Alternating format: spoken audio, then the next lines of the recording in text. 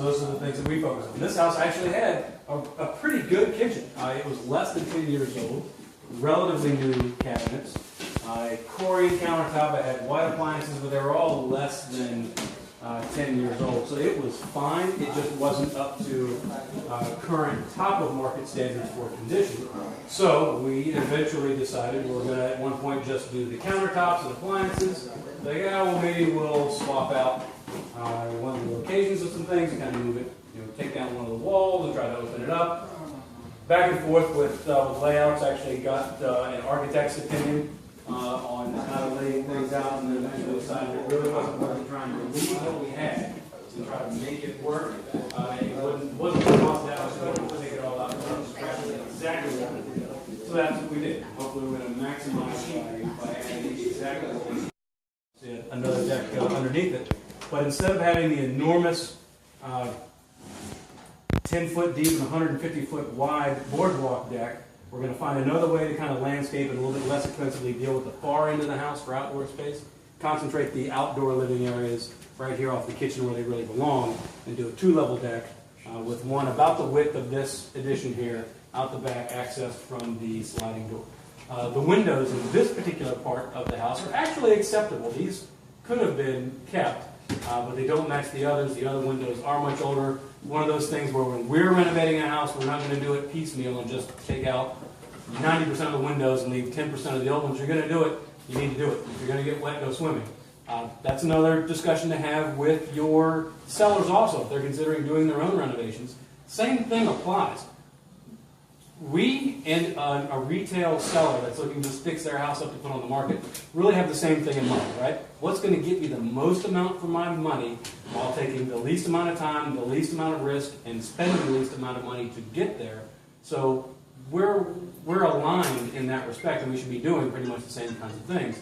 So I would tell a retail client, I've got 50 grand to spend. I'm thinking about putting in some windows on the front, because the front windows I never did get around to. But the windows in the back of the house are only 5 years old, and they would still look okay. But if they don't match, I would say that's probably not a good use of your money to piecemeal replace things that someone's going to notice. People are going to notice if the windows don't match when they're walking through your house as a buyer. They go to the house like, yeah, that's a little weird. Why doesn't that match that? They went through some trouble up here, but then didn't do it back there. You don't want to give any buyers an excuse to stop and notice what you didn't do. So what we try to do is when we do something, do it completely.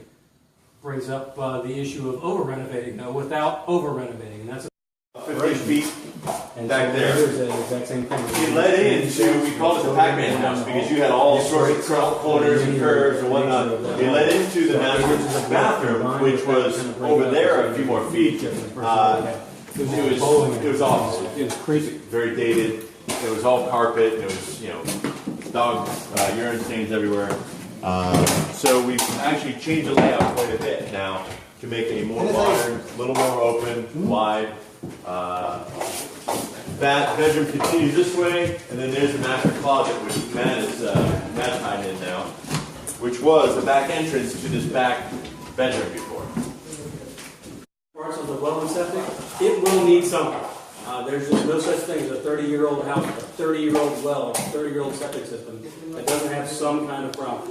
And it can cost anywhere from a couple of grand to fix a pump in a well to $18,000 that we spend on a house in Frederick, redrilling a 600-foot well to try to find more water because it was a dry area. Septic can cost anywhere from a couple of grand to replace one cracked piece in the back to $9,000 spent to dig a new line in on a house that had septic that we did earlier this year.